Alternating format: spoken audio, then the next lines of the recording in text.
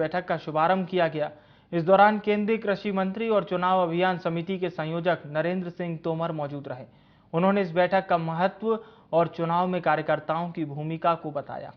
उधर बीजेपी प्रदेश के चुनाव प्रभारी केंद्रीय श्रम मंत्री भूपेंद्र यादव ने कांग्रेस के राज में हुए भ्रष्टाचार, कार्यकर्ताओं पर किए गए अत्याचार को विस्तार से बताया और बीजेपी के बड़े बहुमत से फिर सरकार बनाने का आह्वान किया।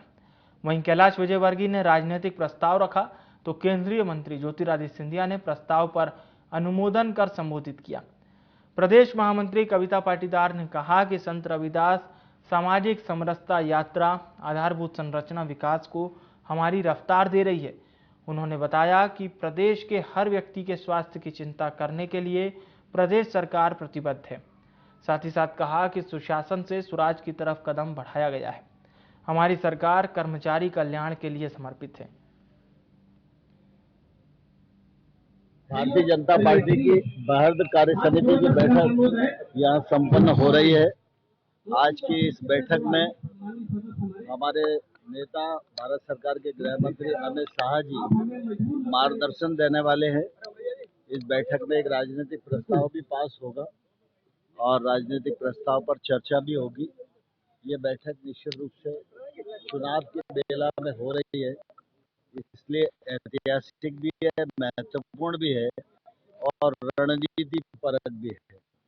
चुनाव विधानसभा का सामने है, इसलिए चुनाव की दृष्टि से भी इस बैठक में जो चर्चाएं होंगी उनका बहुत महत्व है। सरकार का रिपोर्ट कार्ड भी पेश हो रहा है।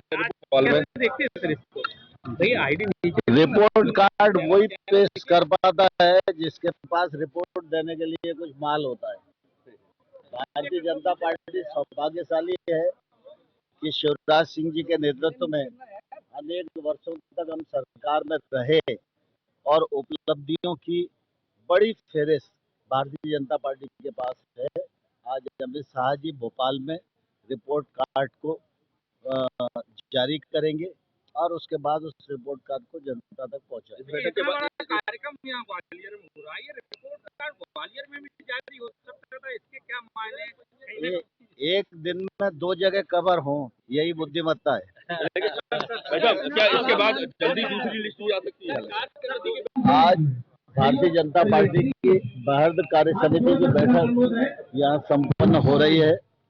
आज की इस बैठक में हमारे